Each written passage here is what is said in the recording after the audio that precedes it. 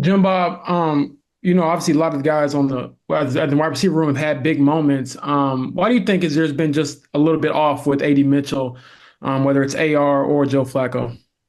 Yeah, I think it's a great question. I think it's one of those sort of small sample size things. It's early in the season. Different guys have sort of had big moments, big games, like you've talked about. We've had some really good plays being made out there, especially in that receiver room. And for AD, you just look at his body of work individually. He's doing such a great job of sort of winning some of those one-on-ones and getting open and separating, and just hasn't quite happened as often as any of us would have liked quite yet. I think a little bit of that is the flow of the season. A week or two back, I think I told y'all, sort of trust me, AD is going to make some big plays for us this year. I still feel that way. I mean, he's out there competing and like I said, a lot of times as a wide receiver, you're doing one of a couple things. You're trying to win a one-on-one, sort of get open, separate versus DB, or you're trying to sort of find that good spot to sit versus zone. In this league, to go win a nice one-on-one at wide receiver, that's really important in this league, and he's doing that. He's out there executing his routes and sort of beating defenders and studying defenders as the week goes. That tends to pay off for a receiver in this league, and I think it will for AD. We'll keep working around here. It's September just turned to October, and we got some work to put in. But to AD's credit, uh, when things don't quite go his way, he keeps a positive attitude. He's showing up. He's working every day. He's putting in sort of good work day after day after day. He's fired up for the win as all the rest of us. So we're out here working. The season kind of ebbs and flows, and AD's been really professional with his sort of weekly attitude and weekly adjustments. And shoot, you know, we like those good routes that go and get open, and we'll get some of the stuff cleaned up. And like I said, a little bit of small sample size stuff will turn that other way at a certain point. Nate? Hey, Jim Bob, you guys got back to running Anthony a little bit more last week, but just curious, do you feel like he needs to slide more? Are there certain situations where you want to see that versus others? And how much room is there during the week when you're game planning to either work on a slide, practice it, think through that? But what's that process like? It's I think even going way back through the offseason and training camp, we had a lot of discussions, with you guys around the office, all that good stuff. We've sort of covered all the bases on this thing. It's you have to be careful um, taking the competitiveness out of a great competitor, And Anthony, when he's out there competing like crazy, um, we're constantly working to coach all our guys. Anthony obviously being a key one of those guys, and we're talking through all the details of everything that's going on in the field. Um, but as a coach, as a coaching staff, you know, it's a delicate balance with us trying to sort of get the best ball out of those guys and sort of coach them to play their absolute best football. Without taking away that competitive instinct. So it's a constant discussion. Obviously there's going to be certain times when it pops up more than others. I think Anthony told you guys he's out there playing football. It is a sport where you're going to take off and run. You might scramble on a play. You might move on a play. You're going to have to sort of instinctively act very, very quickly in the moment. Um, and sort of compete, right? Compete. So we'll keep having those discussions around here. We'll keep sort of talking through it.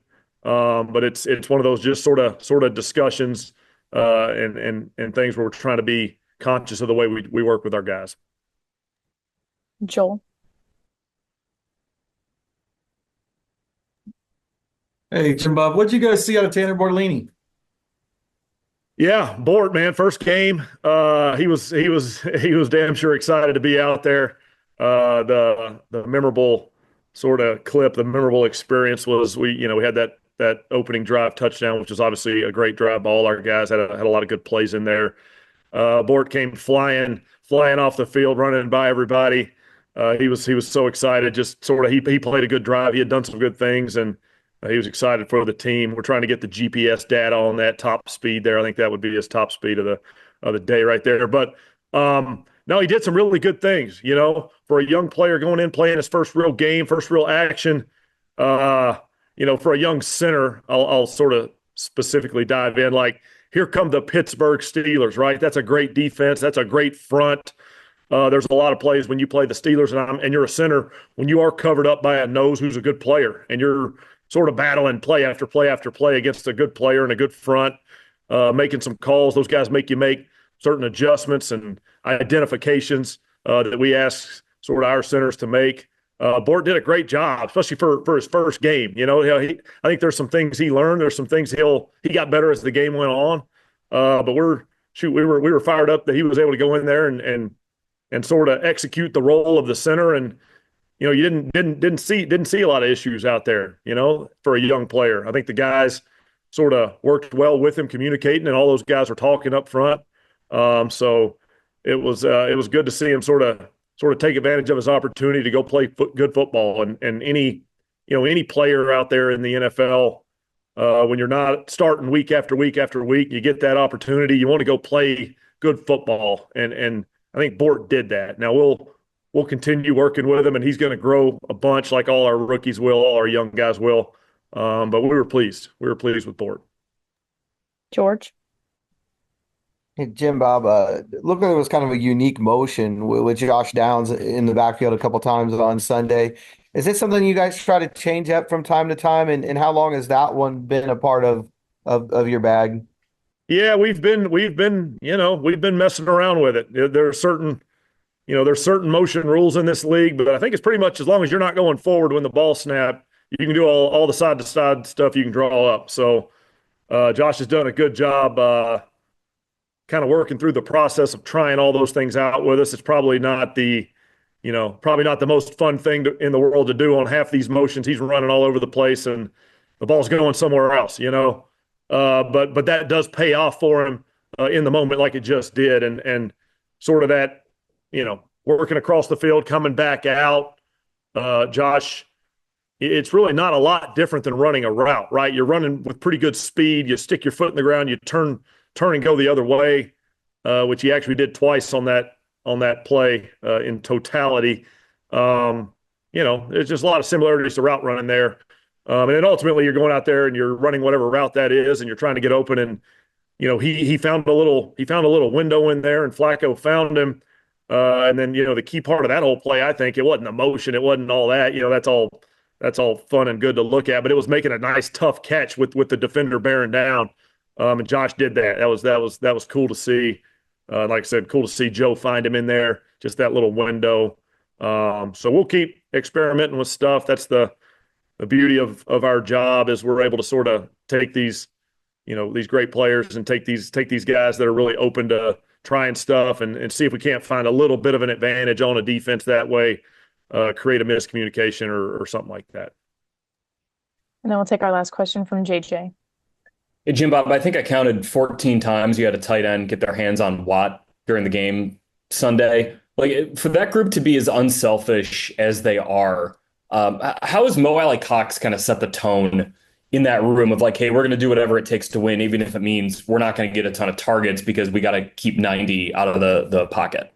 Yeah, what an unselfish group that tight end room is. They are all about the team. They are all about getting the win. Last week at this time, you guys were asking me about TJ Watt and how great of a player he was, and how we had to sort of put together a game plan to maybe slow him down a little bit and give us the best chance to win. And, part of that game plan, at least last week, was, hey, tight ends, you got to help slow him down off the line. You got to sort of work in the best technique we can figure out for that particular week to slow him down off the line. It's going to be unselfish. It's probably going to be all of you. And you may have to sacrifice, running a great route after that in order to sort of help slow him down so the pocket's a little bit cleaner, so the quarterback can maybe throw it somewhere else. That group took on that task with great sort of enthusiasm and zeal.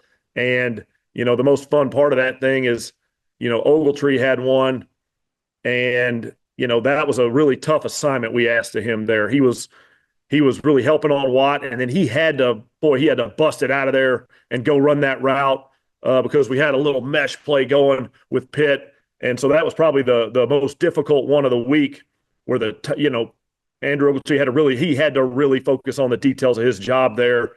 And he was doing it from a, totally team-oriented, unselfish manner.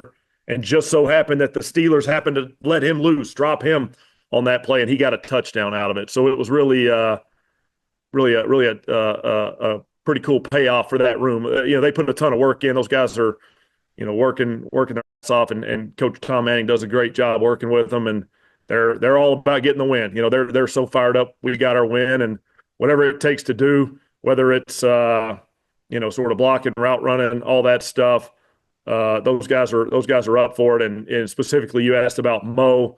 Mo really sets the tone in there. He's been around here a while, right? He's seen a lot of things. He's a very, very respected vet in our locker room, and vet just around the NFL. And they'll talk to other guys. They really respect how Mo plays and how he carries himself and handles himself. That room, sort of every room sort of rolls with the punches of its leader, of its veteran, of its respected vet, and couldn't ask for a guy to set a better example than Mo. Those guys show up every single day. They work hard. They learn their role. Sometimes we're dressing 3 or 4 of those guys, and they have different roles. And I'm sure sometimes one of them wants to run a route that the other one's getting to run. But they just show up and keep working and go execute the role and try to help the Colts get a win. And that's a cool thing to see, and it's a great room to work with. We love those guys. Great. Thanks. That was our last question. Appreciate your time. All right. Thanks, guys.